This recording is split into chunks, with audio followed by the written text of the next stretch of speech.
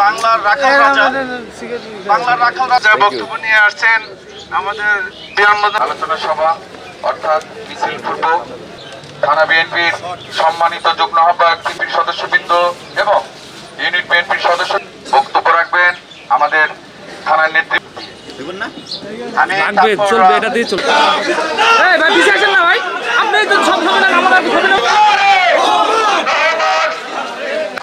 আমাদের শহীদ ভারসাম্য রেখে উনি বর্তমান আমরা আশা করি জনগণের থানা যুগ্ম আহ্বায়ক মাসুদ আহমেদ খান ব্যবসায়ী নির্যাতিত হয়েছেন, অনেক ব্যবসায়ী স্মরণ করছি আমার নেত্রী দেশনেত্রী বেগম খালেদা জিয়া, যিনি অসুস্থ, এখন লন্ডনে চিকিৎসাধীন অবস্থা আছেন। তার সুস্থতা কামনা করে আমি আমার বক্তব্য শুরু করছি।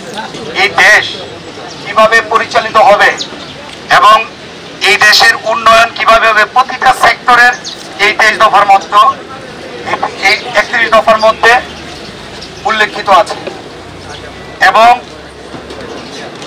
প্রথম আমাদের শহীদ রাষ্ট্রপতি জিয়াউর রহমান 19 দফা ছিল, সেই 19 দফা থেকে এখন 31 দফা, জাস্ট কিছু দফা বাড়িয়ে, যেহেতু আমাদের দেশের জনগণ বেশি হয়েছে, অনেক কার্যক্রম বেশি হয়েছে, সেই দফাগুলোকে বাড়িয়ে 31 দফা, যেই দফার মধ্যে আমাদের নাগরিকদের সকলের সবকিছু উল্লেখ আছে। আজকে এই লিফলেট বিতরণ অনুষ্ঠানে আপনারা এই লিফলেট গুলো যখন পাবেন, আপনারা নিজে পড়বেন, এটার সারমর্ম কি আপনারা বুঝতে পারবেন। হয়তো এই লিফলেটের যা আছে সবকিছু লেখা আছে।